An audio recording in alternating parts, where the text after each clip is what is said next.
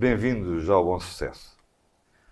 Hoje, à boa maneira popular portuguesa, é quase como fazer aquela pergunta. Então, já chegámos à Madeira? E sim, desta vez vamos mesmo à Madeira, mas por causa do Algarve. Temos um convidado especial, tem uma história de vida fantástica, mas isso fica para mais ou menos 5 ou 6 programas que havemos de gravar até ao final deste século. Pronto. É um escritor, tem mais de 20 obras publicadas. Não é bem esse o principal, enfim, a sua função, a sua opção profissional. Também já vamos falar dela mais à frente. É o Dr. João Luís Gonçalves. Muito obrigado por ter vindo até nós. E como estamos a falar, ou vamos falar da Madeira, digamos assim, primeiro houve o João Luís, peço desculpa, o João Gonçalves Zarco, não é? Sim. Lá chegou primeiro, Sim, e depois sim. apareceu o João Luís Gonçalves, que apareceu uns poucos anos depois, não é? E vai descrever livros. É só para dizer que estão aqui uma pequena amostra dos livros que já publicou. São mais de 20 títulos. Só estamos a falar de livros, porque na sua profissão escreve muito mais que isto por outras razões. Mas sobre um dos livros nós depois já introduzimos a profissão do Dr. João Luís Gonçalves. Bom, sobre o Gonçalves Zarco, que chegou lá mais ou menos em 1418, 1419, por aí, não é? 19 a 20. Por aí. O motivo da conversa foi por causa mesmo da saída do João Gonçalves Zarco de Lagos, pressupõe-se, não é? Sim, sim. Aí numa caravela. Sim. E encontrou primeiro o Porto Santo e depois a Ilha da Madeira, de onde o Dr. João Luís Gonçalves é originário. E é originário de uma freguesia do município da Ribeira Brava, que é a freguesia de Campanário. Sim. E eis que me fez descobrir, através de um destes livros, muitos costumes, muitas localidades e muitas histórias que, afinal, foram do Algarve para lá. Depois de 1425, depois do povoamento do arquipélago da Madeira, vamos entender que muitos algarvios foram daqui para lá. E, portanto, eu, sobre a Madeira, tenho pouco para falar, porque da Madeira é o Dr. João Luís Gonçalves, mas sobre o Algarve é que eu gostava mesmo de ouvir. Só dizer uma situação importante. Quando eu fizer uma pergunta ao Dr. João Luís Gonçalves, vocês não me vão ouvir mais até ao final do programa, porque ele liga e conta uma história magnífica e vocês não vão conseguir sair daí. E acho que há uma surpresa lá para o meio da conversa que, se ele não disser, eu vou lembrar. Muito obrigado pela presença mais uma vez. Muito obrigado. E então, como é que nós chegamos à sua freguesia? Bom, muito obrigado Aqui os algarvios. Muito obrigado pelo Força, pelo convite. Quando me convidou para apresentar os meus livros, e pensei logo no livro sobre a minha freguesia, que se chamava Campanário. Foi em 2004 eu comecei a recolher elementos sobre a minha freguesia, quando descobri um apontamento de um historiador da Madeira que diz que na minha freguesia o padroeiro é São Brás. E ele dizia que é São Brás porque os primeiros povoadores da minha freguesia eram oriundos de São Brás de Alportel. Eu achei interessante, porque meu sogro é de São Brás de Alportel, e então pus-me a pesquisar mais elementos sobre a freguesia. E descobri... Mas o sogro já conheceu cá. Sim. Sim. Entretanto, descobri também que uma das primeiras confrarias da minha freguesia era a Confraria de Jesus, uma confraria que existia no início. Também existia em São Brás, que já não existe, mas havia essa coincidência. Portanto, tudo indicava que os primeiros povoadores, quando chegam a uma terra, têm, por natureza, reproduzem os costumes da sua origem. Por isso, tudo isso era coincidência. Entretanto, descobri muito mais coisas, influências do Algarve na Madeira.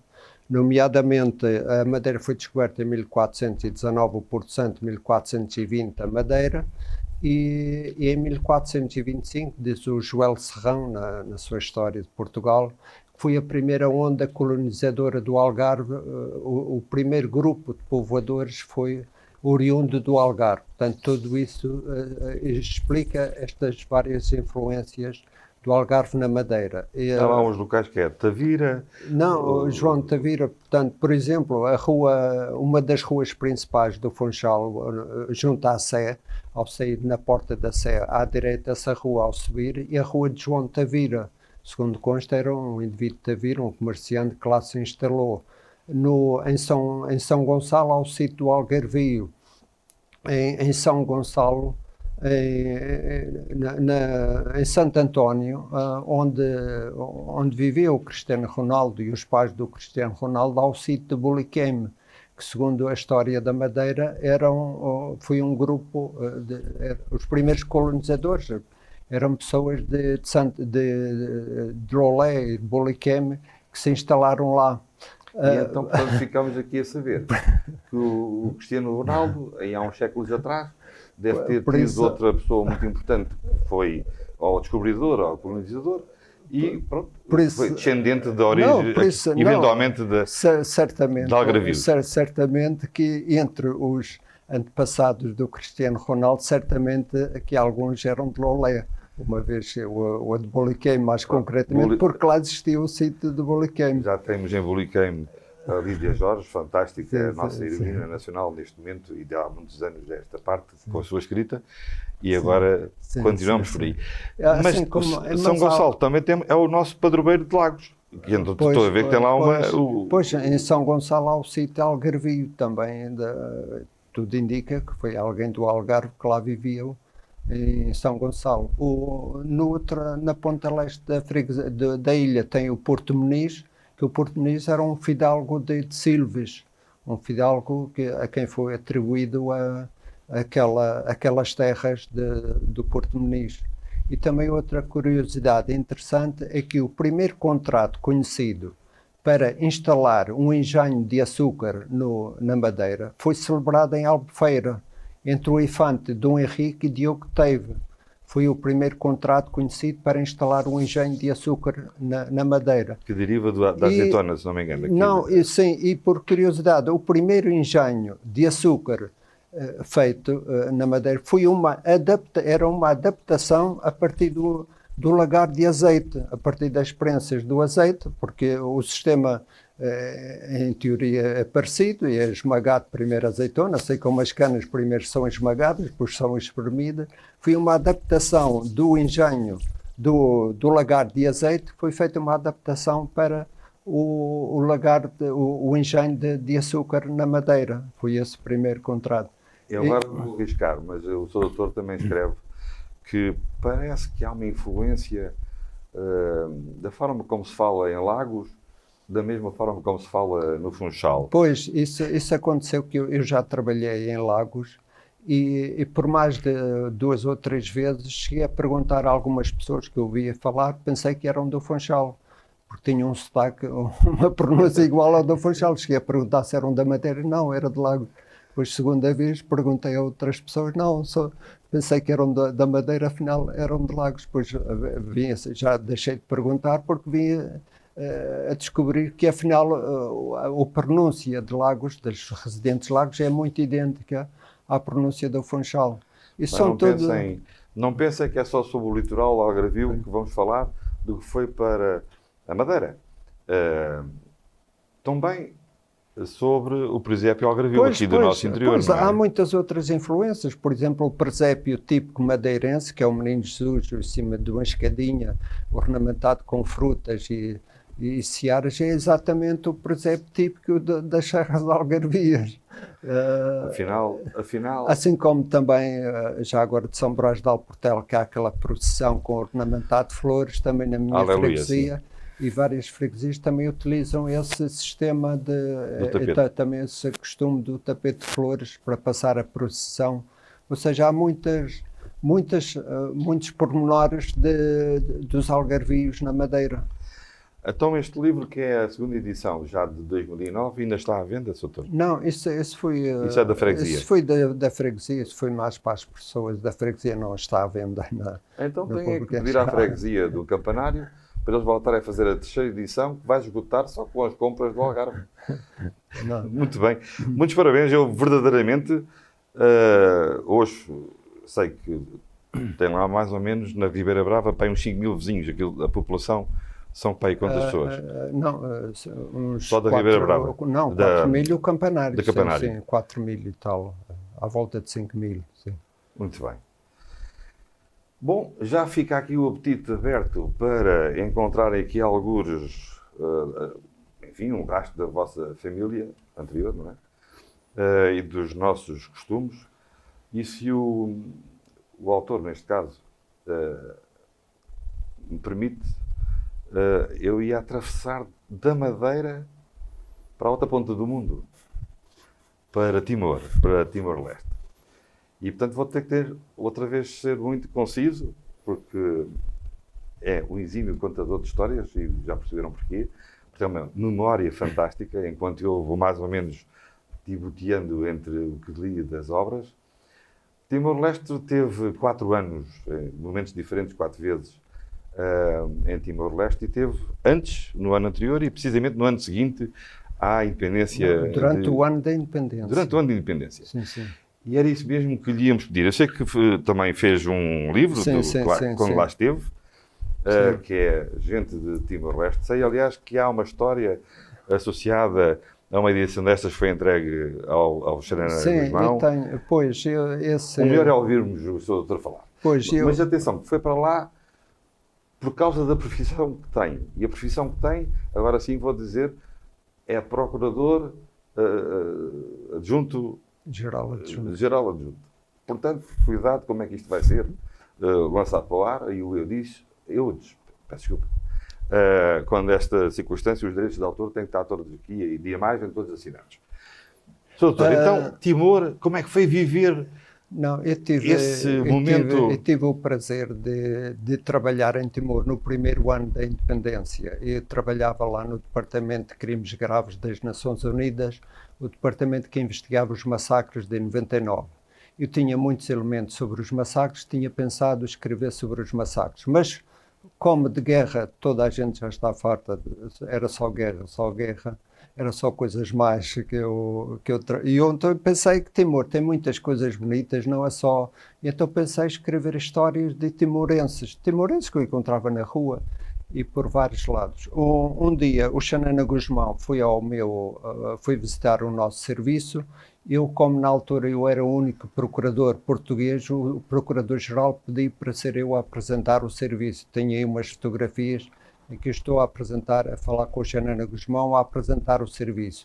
E na altura eu disse informalmente ao Xanana Guzmão que eu estava a fazer um livro sobre os timorenses, gostava que ele depois escrevesse o prefácio.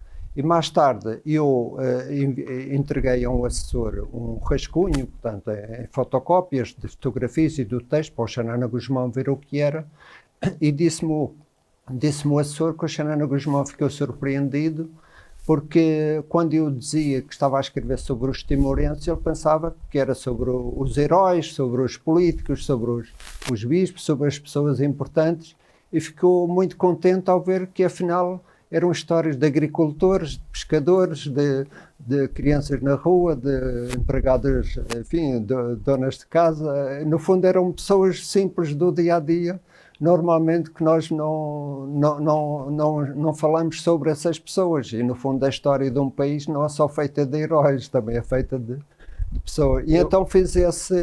Eu fixa aqui a imagem mais próxima, porque aqui ao meio está mesmo o Xanana Guzmão. Agora que eu percebi, tem aqui um elemento tradicional próprio. Sim, essa fotografia é de Manatuto, foi um assessor do Xanana que me deu, foi durante uma campanha eleitoral em Manatuto, que ele que me deu essa fotografia. Eu espero que este livro ainda esteja à venda, porque aqui abaixo está a dizer que... Não, isso não está à venda nas livrarias também. Temos pena, isto é do primeiro ano da independência, e depois diz aqui... que as receitas deste livro vão para as instituições que aqui menciona. Eu nem vou dizer, acho que eu não consigo. Não, era uma fundação de apoio a crianças órfãs que nós decidimos. Como é que se o ANKIAC, que é Crianças Órfãs, foi uma instituição de apoio que apoiava crianças órfãs nas escolas. Ia pelas escolas e as crianças que eram órfãs e que tinham bons resultados, porque essas crianças, se não forem apoiadas, acabam por se perderem. Por exemplo, em Soae havia lá uma criança, a melhor aluna da escola era uma criança que vivia, o pai tinha morrido, vivia com a mãe lá numa cabana na agricultura. Se essa criança não for apoiada, certamente abandona a escola. E a função dessa associação era apoiar essas crianças pelo campo, crianças órfãs. Eu achei uma ideia interessante, acompanhei várias vezes essa instituição pelas escolas, e então decidimos, depois fizemos uma apresentação desse livro, o Xanana Guzmão também esteve presente na apresentação, e oferecemos a venda para essa instituição. E vejam bem o orgulho e a teimosia do autor. Entidades que apoiaram a publicação deste livro. Só para lembrar que é do Campanário da Madeira. Câmara Municipal de Faro, Algarve, Portugal. Câmara Municipal de Lolé, Algarve, Portugal. Câmara Municipal da Ribeira Brava, Ilha da Madeira, Portugal. Câmara Municipal de Tavira, Casa do Povo do Campanário, Embaixada de Portugal em Dili, Fundação Oriente, a Junta de Freguesia do Campanário, o Instituto Camões e Delta Cafés de Manuel Rui Azinhais e Naveiro. Portanto, vejam que em tudo o que faz, afinal, deixa uma marca das suas origens, neste caso, de onde nasceu e onde veio a trabalhar e trabalha, e além da situação do... Mas, na minha opinião... Isto foi em 2002, 2003. No fundo, são pequenas histórias de pessoas com quem eu encontrava pelo campo, ou principalmente pelo interior, e algumas de Dili também tem alguns políticos, mas é mais pessoas com quem encontrava na rua. No fundo, são pequenas histórias, não é grande história sobre cada pessoa, mas são pequenas, na minha opinião. Este é um livro importante porque são pessoas vidas no primeiro ano da independência, ver o que é que elas falavam, as angústias delas, as alegrias, e tem histórias maravilhosas. Por exemplo, tem aqui um senhor de Ainaro, onde ele orgulhava-se, porque dizia ele que o grande orgulho da vida dele é o facto do filho dele ter morrido a lutar pela independência. Eles tinham um grande orgulho da independência, sofreram muito. E o homem estava orgulhoso do filho ter morrido pela independência. Assim como, por exemplo, em Anar também, lá, um dia fui lá com os timorenses e alguém disse que o tio lá de um colega meu timorense estava doente, e fomos à casa dele lá na montanha, e eu tirei uma fotografia desse sobrinho com o tio. Posteriormente, e está aqui no livro também, posteriormente eu ofereci um livro a esse sobrinho que estava em Dili, e ele disse que levou o livro lá a mostrar à família, e que esse tio chorou ao ver a fotografia dele no livro, porque nunca pensou que tinha importância para estar no livro. Portanto, era um agricultor simples lá no interior, porque agora que está no livro. Ele achou, e então tinha essa emoção. E assim como são estas pequenas histórias que eu descrevo. Por exemplo, em Uacuce encontrei na feira um homem a vender lá hortaliças, várias coisas, pus-me à conversa com ele, afinal era um professor primário. Diz ele que é professor primário, mas o ordenado não dá para sustentar a família, então ao fim de semana vai para o mercado vender legumes.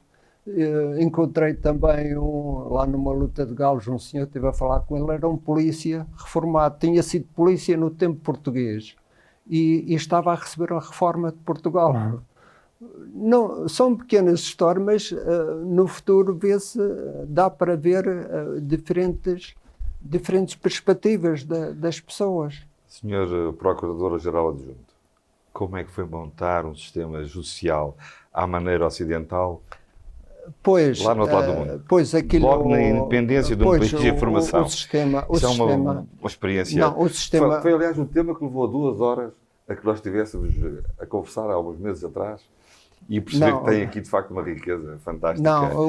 Portanto, antes da independência, durante a ocupação indonésia, os magistrados eram todos indonésios e todos saíram antes da independência. Portanto, os tribunais ficaram vazios, ficou sem ninguém, ficou sem tribunais, sem nada, ficou tudo destruído, sem tribunais, sem governo, sem parlamento.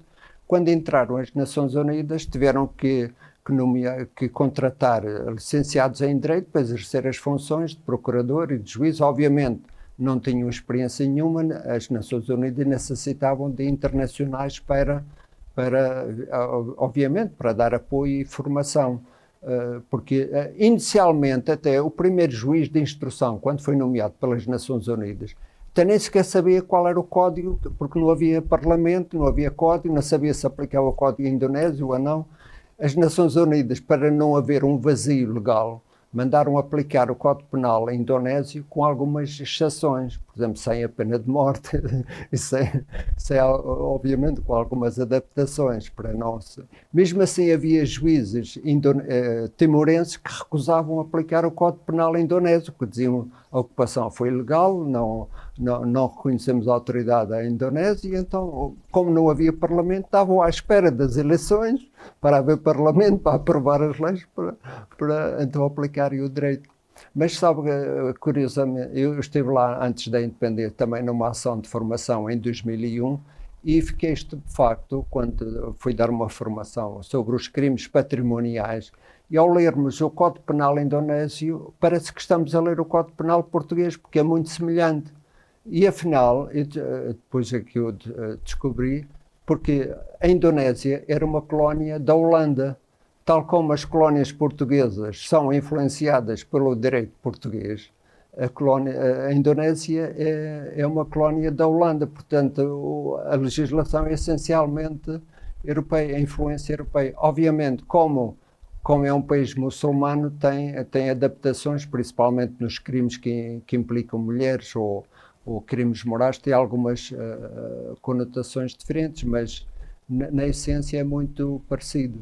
Até o senhor Procurador, quando aplicava a lei, vamos admitir que aplicava a lei e o bom senso daquele quadro que estava ali, a informação. Sim. Como é que os timorenses se relacionavam consigo e as autoridades locais? Não, em relação aos portugueses, os timorenses, aliás, os juízes timorenses, os magistrados timorenses em geral, interpretavam a lei muito à letra. Era um problema, enfim, fui como aprendi, ou seja, se o crime prevê prisão, é prisão, nem que seja um crime de injúrias, nem que seja uma semana, é uma semana, se a lei prevê prisão, é prisão. E nós tentávamos, obviamente, que isso não podia ser, e nós, os portugueses, éramos mais moderados, obviamente, e de tal modo, por exemplo, havia lá grupos radicais que inicialmente não gostavam dos estrangeiros nem das Nações Unidas, mas depois começaram a ver que os portugueses eram mais receptivos, acabavam por nos receber melhor do que aos timorenses. E até aconteceu uma cena engraçada no segundo, aliás, foi mesmo este livro, eu tenho mais livros de Timor, não só este, tenho mais outro também sobre o primeiro ano da independência, mas este para mim é o principal. Quando este livro foi apresentado, esteve lá, o Xanana Gusmão estava presente, obviamente, como estava lá, o Xanana Gusmão na altura era Presidente da República, estava lá a polícia, estavam lá os seguranças, estava tudo muito muito controlado, e estava lá presente também o chefe o dirigente de um partido radical, estava lá presente, e vi no final, cumprimentou-me o Xanana, e no final eles perguntaram se eu o tinha convidado. E disse que não convidei, vi lá, eu conheci, mas não. E então ele disse, os seguranças estavam a pensar não deixar entrar, porque ele quando está numa sessão pública é só para dizer mal do governo, é só para criar confusão. Estavam a pensar não deixar, mas viram ele a dizer bem de mim. Viram ele a dizer que ouvi dizer que o Dr. João tinha um livro sobre os timorenses, gostava de ver o livro e conhecia bem o Dr. João, pensou que ele era meu amigo ou que eu o tinha convidado. Eu disse, não, eu conheço porque ele vai quase todas as semanas ao tribunal. Não, quase e até agora ainda não aprendi. Não, porque o grupo dele, como era um grupo radical, achava que o governo não tinha legitimidade, tinha muitos conflitos com a polícia, geralmente eram mais crimes, era mais desobediência ou injúrias relativamente à polícia, então de vez em quando, alguns membros do grupo dele iam presos e quando sempre que algum membro do grupo dele ia preso, ele apresentava-se a dizer: eu é que sou o responsável, se quiserem prender, prendam-me a mim. E então ele estava sempre no tribunal. E então eu conheci-o do tribunal, que ia lá quase todas as semanas. E, não, isto é só uma curiosidade, porque eles passaram... Uma atitude interessante dos responsáveis. O responsável sou eu.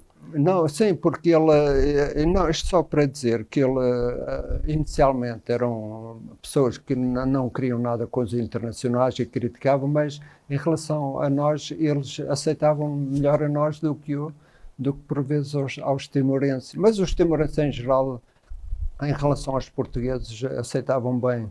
Eu até tinha um colega que era africano, mas não me lembro qual é o país, mas tinha estudado na Inglaterra, e ele não percebia porque é que os timorenses gostavam dos portugueses. Se os timorenses foram colonizados pelos portugueses, porque é que os timorenses gostam dos portugueses? Ele não tinha uma ideia má da colonização, e então achava que, enfim, não percebia porque é que havia aquela empatia entre os timorenses e os portugueses.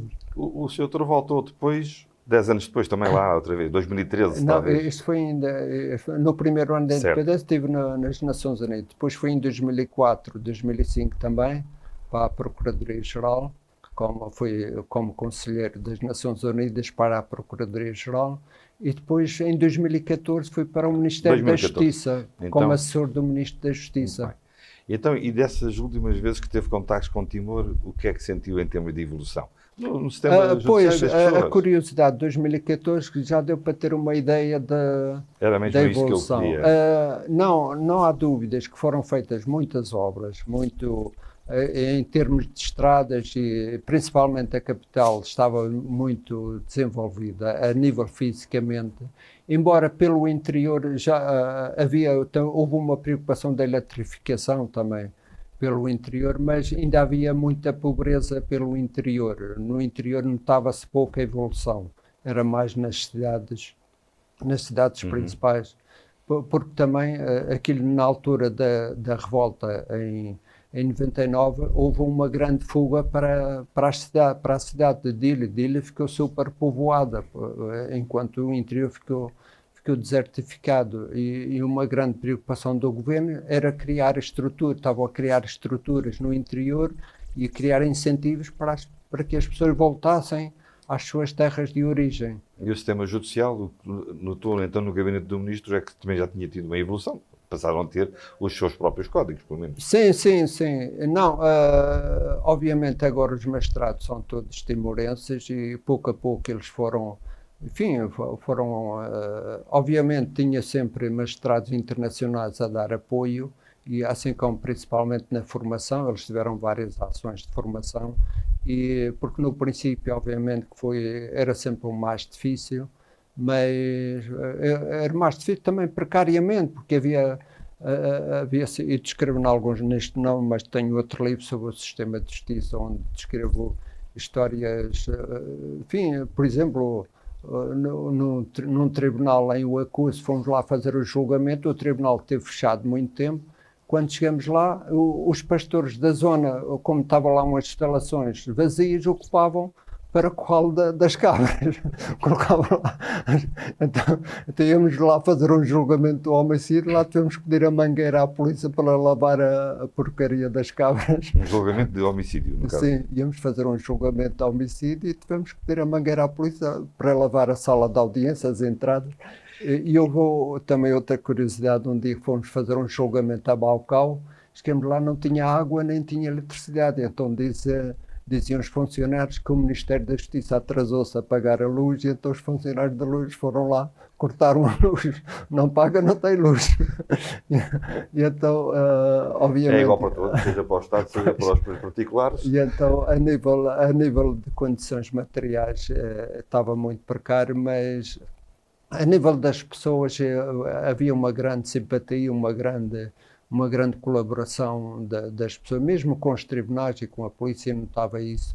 Nós não tínhamos... E até os próprios arguidos, os próprios réus colaboram muito mais do que as pessoas daqui.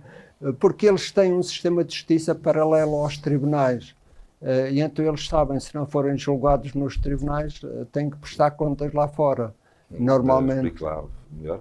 Não, eles têm um sistema de justiça tradicional. Ou seja, se alguém comete um crime, tem que pagar. Normalmente, mesmo quando os tribunais estavam fechados, normalmente havia um crime, o chefe da aldeia chamava as testemunhas, chamava os ofendidos, chamava os arguidos, os acusados, tentava resolver à maneira dele. Se não conseguisse, então é que chamavam a polícia.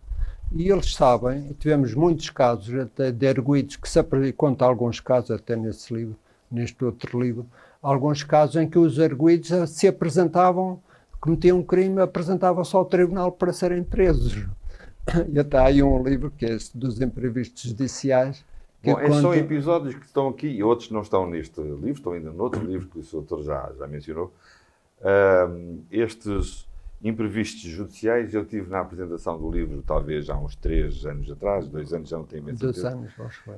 E devo dizer que sorri muitas vezes com alguma má sorte dos que estão aqui relatados nos episódios, estão relatados neste livro, da experiência do Sr. Procurador-Geral Adjunto, que, enfim, tem estas que menciona aqui na Conect TV Algarve, mas tem muito mais que vai espelhando nos seus livros.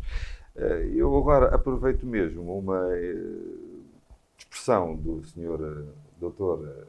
João Luís Gonçalves sobre a maneira como lá, em Timor, as pessoas acabam por se entregar diretamente à justiça para cumprir, enfim, qualquer situação de retratação por alguma coisa que tivessem cometido, o que, como estava a dizer o Dr. João Luís Gonçalves, acontece menos em Portugal. Mas também no caso dele é normal, porque reparem, um dos livros que escreveu, dos 3 que foram adotados para o sistema de Plano Nacional de Leitura em Portugal, são 3, eu vou mencionar os 3, mas agora vou falar sobre este.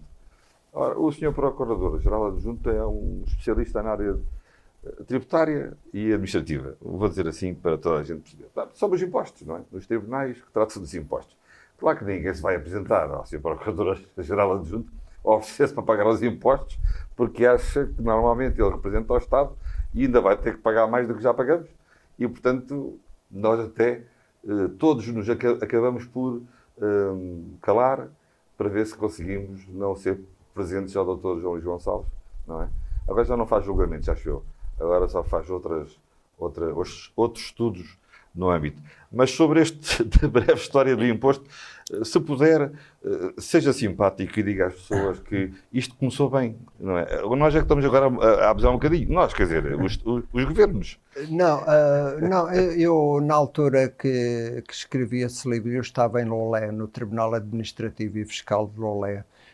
Eu gosto muito de história, então tinha vários apontamentos históricos sobre os impostos. E então uma das curiosidades que eu tratava nos escritos antigos é que a perspectiva dos impostos sempre foi uma perspectiva constante ao longo da história. Eu até na introdução cito aquela frase do Eclesiastes que não há nada de novo sobre a terra, porque os impostos sempre foi uma matéria de discussão e uma matéria de contestação. Aliás, a própria Bíblia tem várias referências aos cobradores de impostos que eram vistos com má fama, eram pessoas com que as pessoas detestavam. E até há uma passagem na Bíblia... Não, isto não mudou muito, devo dizer. Durante estes 2000 anos não mudou muito. E até há uma passagem da Bíblia de um administrador de Jerusalém, de Israel, que tinha ido ajudar para cobrar impostos e foi morto à pedrada. Tal era o ódio que as pessoas tinham. Aí também havia conotações políticas, mas havia sempre essa contestação aos impostos. Sempre foi uma constante ao longo da história.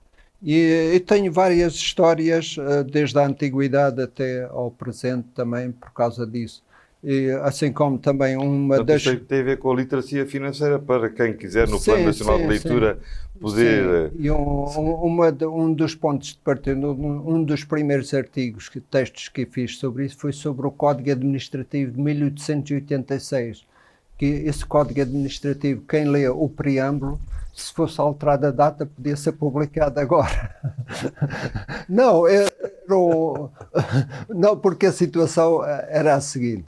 Com o liberalismo foi dado poderes às câmaras e às outras para organizarem os seus orçamentos. Obviamente que as pessoas não tinham literacia, o que faziam? Gastavam tudo o que tinham e o que não tinham, não faltava dinheiro, aplicavam novas taxas, havia taxas sobre taxas, a certa altura havia uma desorganização. Podia-se aplicar hoje perfeitamente. Havia uma desorganização, um excesso de dívidas dos órgãos administrativos e do Estado e das autarquias, havia um descontrole e havia muitas queixas contra as dívidas e sobre o excesso de impostos.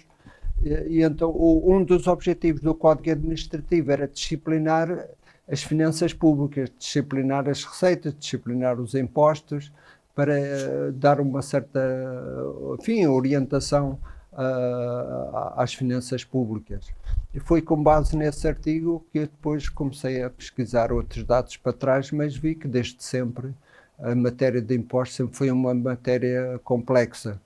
Sobre a Bíblia já lá vamos, porque eu não resisto a mostrar, já pegou esta mania de escrever ao filho, e então fez uma parceria com o filho, acho que foi logo a meio da idade dele, que agora vai escrever um livro comigo, neste caso, fizeram sobre o Sol e os eclipses, que é um assunto que interessa muito também ao nosso autor, neste caso ao Procurador-Geral Adjunto. Na parte dos impostos nós gostamos mais da parte do eclipse, na parte dele que representa o Estado, representa mais a parte do Sol, que é tudo à vista. Verdadeiramente, como é que é a sua profissão na relação com os administrados? E na prática, nós temos... Eu vou simplificar para uma pessoa, cidadão comum. O Procurador-Geral da República é a figura tutelar do Ministério Público, vou facilitar assim, mas depois explicará melhor. O Procurador-Geral Adjunto está abaixo, mas também faz parte dessa circunstância, que é aqueles que normalmente acusam, não é? E defendem o Estado e o interesse de todos, que é o Ministério Público. E então, quando estava em Olé, nunca foi apedrejado, como aquela cena que me falou. Não, porque nós somos magistrados, obviamente o nosso dever é aplicar a lei, mas também somos cidadãos. Nós podemos até não concordar, muitas vezes nós também somos cidadãos, também pagamos impostos e também muitas vezes não concordamos com a lei ou achamos, mas nós não podemos concordar ou não discordar, quer dizer, se há lei, e por vezes achamos que as pessoas têm razão em queixar-se, mas temos que aplicar a lei, quer dizer, não daquela forma como em Timor, que era uma forma estrito senso direto, não é? Bom, menos prisão e tal, e depois, enfim, uma certa interpretação mais larga. Pois, obviamente, em Timor, obviamente, era um país que estava a nascer, a legislação no início obviamente era dispersa, não havia ainda, como eu disse, havia juízes que entendiam, estavam processos parados à espera que o Parlamento aprovasse os códigos para aplicar as leis, obviamente que isso não podia ser, havia uma certa discricionariedade na aplicação da justiça na altura, mas obviamente que nós temos que ser o mais objetivos possível e tentar aplicar a lei com equidade e com ponderação, mesmo quando os cidadãos protestam, nós temos aqui apurar os factos, se os factos estão apurados, se a lei prevê determinados impostos, nós não podemos dizer que a taxa é muito alta, vamos aplicar mais baixa, obviamente que não podemos. Temos aqui aplicar a lei tal como prevê. Bom, dos três, este tema dos impostos não é muito interessante, senão vão já sair do programa. Bom, dos três títulos apoiados e integrados, aliás, no Plano Nacional de Leitura, parece-me João III. Foi muito por causa deste que, afinal, acabei por conhecer mais proximamente o Sr. Procurador-Geral Adjunto, que é os cidadãos com deficiência. Também teve alguns episódios em que teve que suplantar com esta coragem de escrever também a coragem de agir. E temos aqui imensos livros do Dr. João Luís Gonçalves. Bem, a última circunstância em que estive a acompanhar o Dr. João Luís Gonçalves foi há poucos meses. Já falámos aqui até, enfim, sobre o tema. É um tema que, enfim, nós na Europa e em particular, seguimos já há uns quantos milénios. Tem a ver com a Bíblia, não é? Já falámos da Bíblia pelo próprio autor, mencionando, enfim, alguns episódios que vai sempre beber algumas circunstâncias da Bíblia, precisamente, até nos impostos. Há uns poucos meses, o Dr. João Luís Gonçalves fez algo que para um comum dos mortais, era impensável. O Dr. já explicará melhor. A Bíblia não é bem um livro, são vários livros, são várias histórias, com até autores diferentes, dentro daquilo que se organizou como livro, no Antigo Testamento e o Novo Testamento. O problema é que agora temos um autor que se lembrou de interpretar e condensar em quadras toda a Bíblia. Quer dizer, todos os livros de diferentes autores, o Dr. João Luís Gonçalves fez uma Bíblia em quadras. Estou a dizer que são para aí 13 mil quadras, estou a falar de memória. Não, 11.327. Não, peço desculpa à minha matemática. 11 mil quadras e 13 mil quadras. Enfim, são muitas quadras. E a questão é, doutor, como é que é possível? Só vou explicar uma circunstância. Há aqui uma história pessoal, que essa fica para o Dr. Luís Gonçalves explicar, mas vendo logo a apresentação do Dr. João Luís Gonçalves, nós vamos perceber que ele do Campanário, lá à freguesia de Ribeira Brava, também esteve no Seminário Maior, entre outra formação, além de Direitos depois, não é? Sim. Peço desculpa pelo meu popular forma de dizer isto. Como é que se lembrou de fazer? Não. Não lembrou, não. A gente lembra-se de muita coisa. Mas como é que conseguiu fazer 11.300 e não sei quantas quadras? E eu estive a ler, de facto, desde então a Bíblia, a sua Bíblia, estas quadras, e só estou impressionado. Teve alguma inspiração? Pois, eu expliquei mais para o fim. Quantas vezes tentou desistir? Na parte final, minha mãe, quando era jovem, minha mãe escrevia quadras. E até tem um livro de quadras. Bom, já não escreveu nenhuma Bíblia em quadras. Não, Bíblia não. Mas minha mãe foi diretora de um grupo folclore e então escrevia quadras para o grupo, assim como escrevia quadras. Minha mãe também pertencia a um grupo de teatro e escrevia quadras para o teatro, escrevia quadras para o grupo folclore, assim como quando faziam festas de Natal na igreja e assim portanto, como na casa habituou-se a essa povo. rítmica e Minha mãe escrevia quadros e normalmente pedia para eu rever, enfim, a parte da ortografia ou dar a minha opinião. Portanto, tinha essa influência, reconheço que tenho essa influência de minha mãe. Por outro lado, eu também estive no seminário, no Funchal e no Porto, no Seminário Maior do Porto, e desde há muito tempo que eu pensava escrever a Bíblia em quadras. Pensei que isso seria impossível.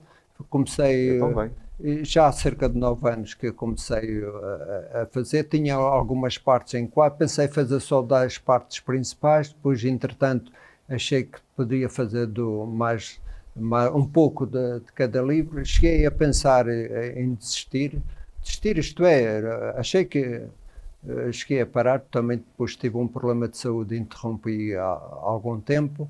E só nos últimos anos é que pensei, não, isto tem que ir à banda. Então dediquei-me assim nas férias e aos fins de semana, e então dediquei-me mais a fundo a tentar complementar com as quadras e com os capítulos, tentar o mais possível. Tem algumas partes da Bíblia, alguns capítulos que eram repetitivos, que achava que não tinha interesse, saltei algumas partes, mas no essencial está sobre os livros todos.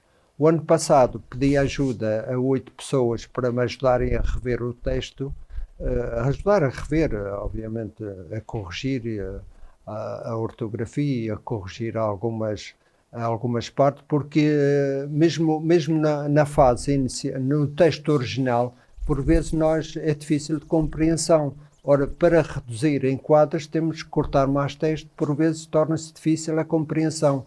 Então eu retirei muitas até, porque tentei que fossem quadros, textos compreensível, o mais possível compreensível, assim como que respeitasse o espírito original do texto. Foi uma preocupação que eu tive com a escrita, assim como com a revisão.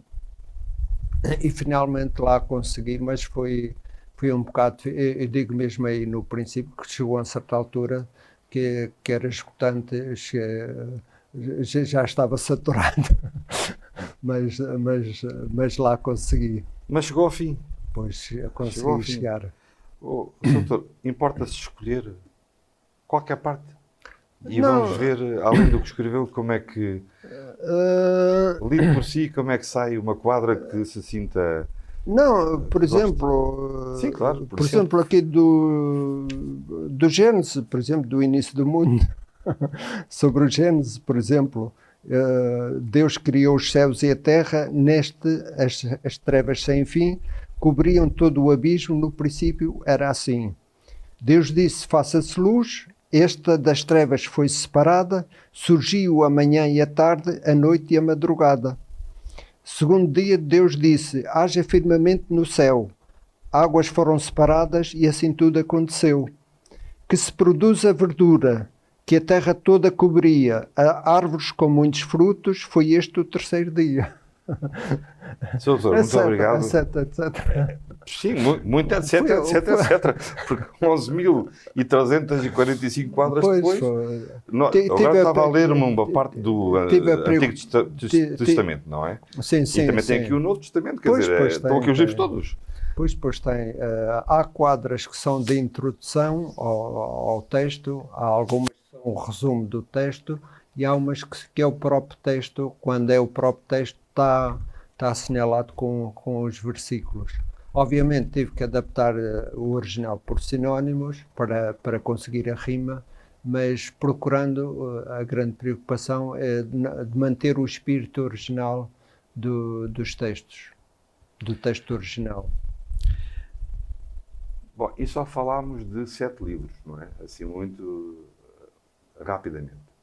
Só faltam agora nos próximos programas do Bom Sucesso os outros todos, não é?